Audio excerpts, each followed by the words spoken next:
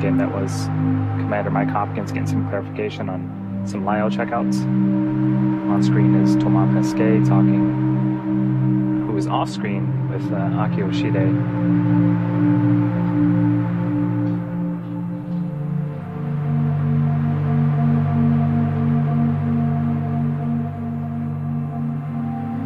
So Glover, the pilot, as I was mentioning, he holds degrees in general engineering, flight test engineering, systems engineering, and military operational art and science. He has extensive military test flight experience, was a test pilot for the FA-18 Hornet, the Super Hornet, and EA-18G Growler. He has accumulated 3,000 flight hours in more than 40 aircraft, over 400 carrier arrest landing, and 24 combat missions. This was actually his first space flight, and also a fun fact, yesterday was his birthday, so he gets an exciting birthday week, and he gets to spend part of it in space, and also the other part back on Earth. What more could you ask for? Happy belated birthday, Victor Glover. His crew member, mission specialist Shannon Walker, is from Houston, Texas. She was selected as an astronaut by NASA in 2004 and is a doctor of philosophy in space physics. Walker flew on the Russian Soyuz as a flight engineer for Expedition 2425 aboard the International Space Station in space for 163 days. During that mission, she was the robotics operator supporting 3 contingency spacewalks to remove and replace a failed pump module specifically on the space station. Shannon is also one of only a few dozen people to be both an astronaut and an aquanaut, having spent 13 days underwater doing NASA's Extreme Environments Mission Operations 15, aptly called NEMO 15. During the mission, she lived inside the world's only research station, Aquarius, which sits at 60 feet beneath the ocean surface and just down the road off the coast of Key Largo. And last but certainly not least, mission specialist Soichi Noguchi is from Yokohama, Kanagawa, Japan. We saw him donned in his spacesuit and enter the Dragon vehicle just earlier. He was selected as an astronaut by Japan in 1996, has degrees in aeronautical engineering, and is a doctor of philosophy in advanced interdisciplinary studies. Noguchi has logged a total of 177 days in space, having flown on the STS-114 on the Space Shuttle Discovery and on the Russian Soyuz as a member of the Expedition 22-23 crew. And while on STS-114, he became the first Japanese astronaut to perform spacewalks on the International Space Station, completing 3 spacewalks totaling 20 hours. He's also one of very few people that have flown on 3 different spacecrafts, the Shuttle, Soyuz, and now Dragon.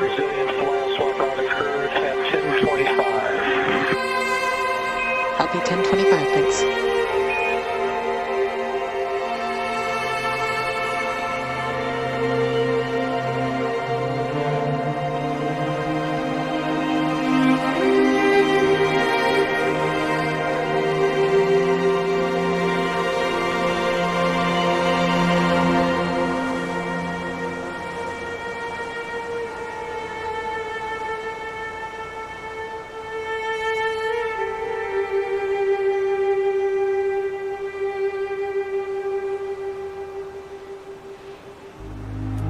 Soichi Noguchi, as you mentioned, logging 177 hours on his previous space flight, and this time he comes home. All 4 of these astronauts come home, having added 168 extra days in space. SpaceX forward LIO time clarification.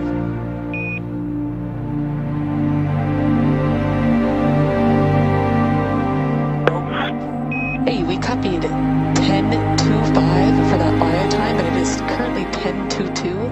Can you confirm we copied correctly?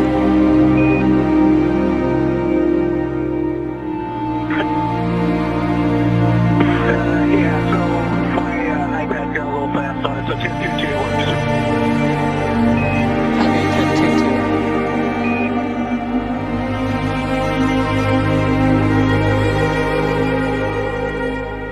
We're discussing those lithium hydroxide canisters being switched out.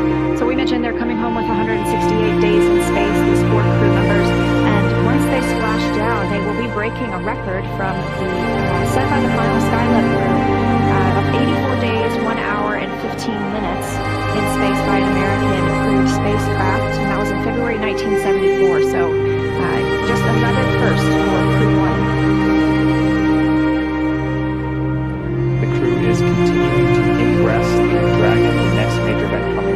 as they continue to do checkouts is Dragon hatch closure, followed by the APAS hatch closure on the space station side.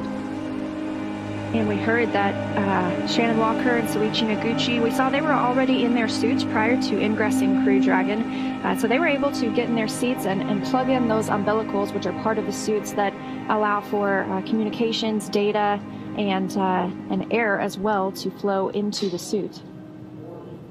Mike Hopkins and Victor Glover, you can see inside the capsule, getting our first look of the day inside Crew Dragon Resilience. Victor Glover there at the top of your screen. He and Hopkins will suit up shortly. Looks like they might be getting some final pictures.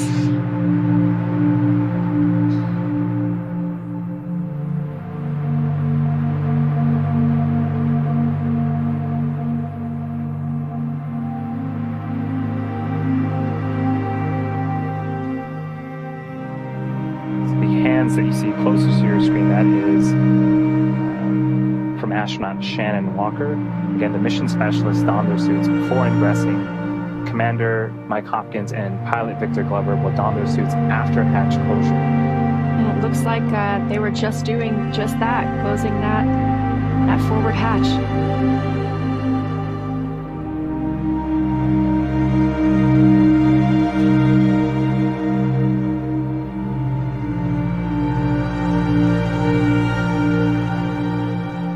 What Mike and Victor are wearing are essentially comfort garments.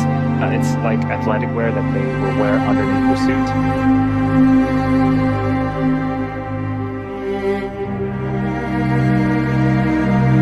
There's actually two hatches. The forward hatch that Leah had mentioned that they are currently working to close. There is also a side hatch that later on, after splashdown, that's where they will egress from. And that's the same hatch that they used to ingress when they were launching back in November last year. The view on your left from the International Space Station side of the operation. Not only does that Dragon hatch have to be closed, the APAS hatch has to be closed as well. Remember, Shane Kimbrough will be... Hatch is closed.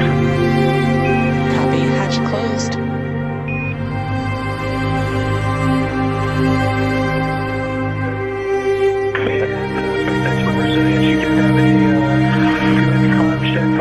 Subject, so we're going to go ahead and unplug the camera mic. Okay, sounds good. And for your awareness, we do plan to do a short nitrox injection following hatch closure to slightly bump cabin pressure. Resilience copies. That hatch closure call coming at 3:25 p.m.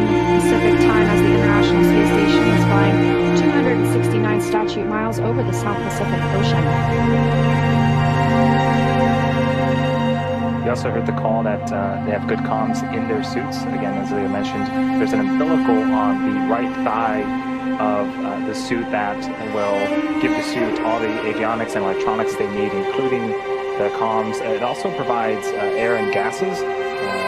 Later on, as the Dragon's capsule re-enters the Earth's atmosphere, it gets exceedingly hot, and so there is nitrox purge through the suit to keep the astronauts nice and cool. And nitrox is essentially a combination of nitrogen and oxygen, very similar to the breathable air that we have here on Earth.